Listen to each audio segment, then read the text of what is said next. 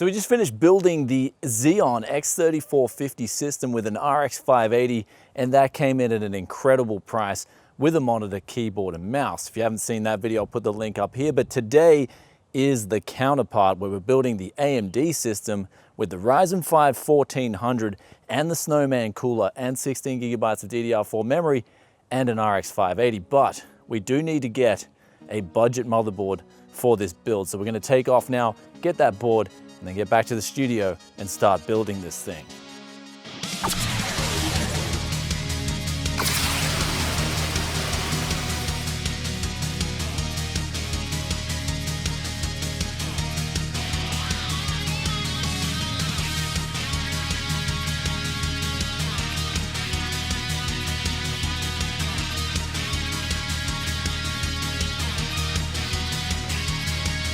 So we just got back from the computer store, picked up the A320M.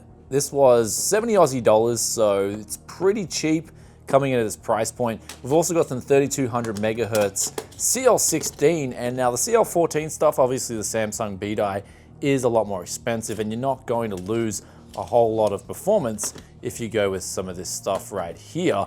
And we're going with the Ryzen 5 1400. We picked this up off AliExpress for a pretty good deal for the CPU alone. 4 cores, 8 threads is nothing to laugh at. And then we've got, ironically enough, when I picked up these deals on cases and power supplies, I had the same case, 2 of them, and that's when I thought, well, this is gonna be great for this direct comparison, since I do have the monitors, and I picked up a lot of these keyboards and mice as well in previous deal hunts, so as well as an RX 580. So pretty much everything is going to be similar to the previous build, except we're using Ryzen 5 1400, A320, and 16 gigabytes of DDR4 memory.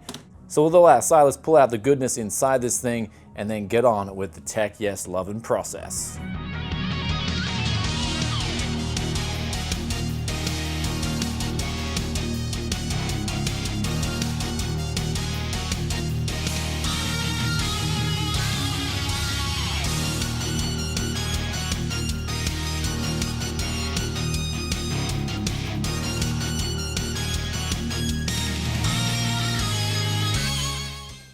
So this build as well had LGA 775 inside, 8 gigabytes of DDR2 memory, and then it also had a 9800 GTX. So back in the day, this stuff would have costed a little bit of money, but nowadays it's pretty much scrap metal. So we're gonna put that aside for now. I mean, the motherboard and the 8 gigabytes of DDR2 might be good for something, but of course the main prize with this whole deal was the case and power supply. And in this case, we got a VS550, which actually isn't too half bad, considering it's a pretty contemporary power supply.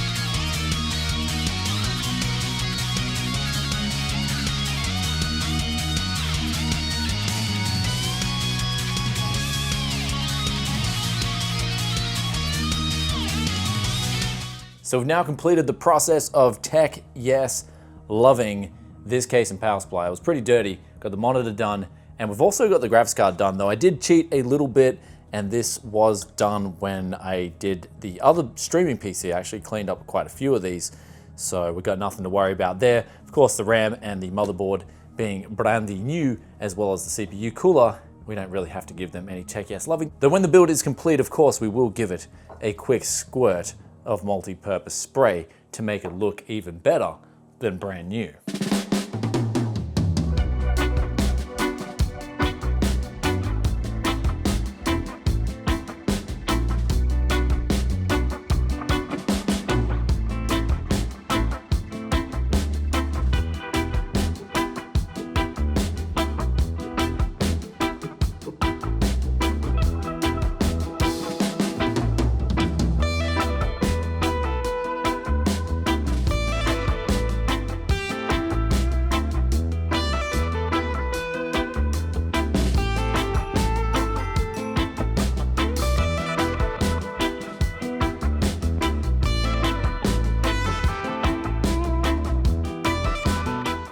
So it's now the next day and we've started overclocking this machine with the Ryzen 5 1400, and we've got maximum temperatures here of 73 degrees with the snowman, and this is with clock speeds at 3.9 gigahertz. The memory unfortunately only went to 2866, but on the first gen Ryzens it's sort of like a luck of the draw where you'll get clock speeds from 3.8 to 4 gigahertz generally on air or water, and with memory it can go from like 2800 to 3200 megahertz generally. So with that aside, let's start some benchmarking and get some numbers and see how this thing performs.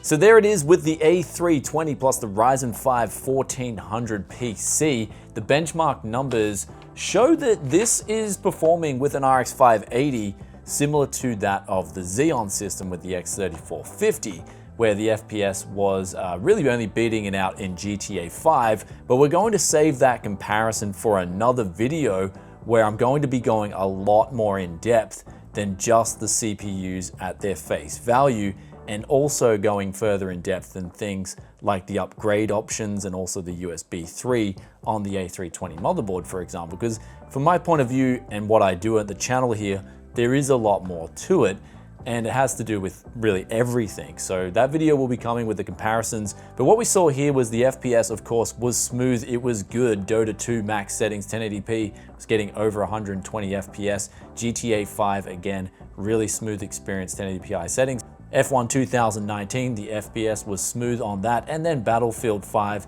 in a 64-man player match was giving us pretty good FPS too with 1080p high settings on DX12.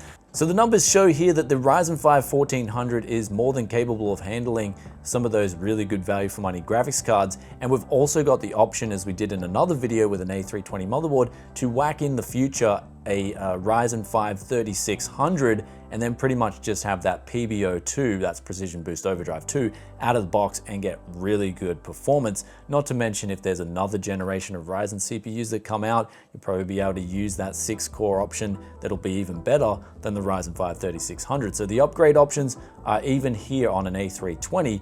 In this case, we got it over 2800 megahertz, but that's due to the first generation Ryzen chips with some memory just not working as well as it should. The second generation really solved this problem with a lot of those chips being able to go to 3200 megahertz XMP profiles. In this case, the memory will set us back more than DDR3. We did have the prices of that memory literally double in price, at least for the build that I did here, where I got the 16 gigabyte kit for $70 US, and then we had the CPU costs coming out with an extra 51 USD on top of that X3450, and then the motherboard costs coming in a little bit more expensive too. And now here's the thing, I did in a previous parts hunt thought I bought 7 A320 motherboards for really bargain prices, but then the seller told me this was not individual sales of the motherboards, it was actually a motherboard upgrade, which I was left scratching my head because I never thought, like I just quickly check auctions and I've never really thought that someone would want to upgrade an A320 motherboard to another A320 motherboard, especially for 30 Aussie dollars. It didn't make any sense. So when I read the listing, he indeed did list it as an upgrade, so he refunded my money. But that being said, it's really hard to get a good bargain on a cheap A320 motherboard or B350 motherboard here in Australia. I've checked eBay listings, I checked locally on deals, and they just don't come up as the other options do. So if anything, the prices will be about 20 USD higher than they otherwise should be when we compare it to the H55 X3450 build that we did. But overall, we do have a CPU with the latest instruction sets, a better upgrade path, and better onboard motherboard features like a USB 3. But with the Ryzen 5 1400 option that I built here today, I did pay an extra $115 US or 169 Aussie dollars more.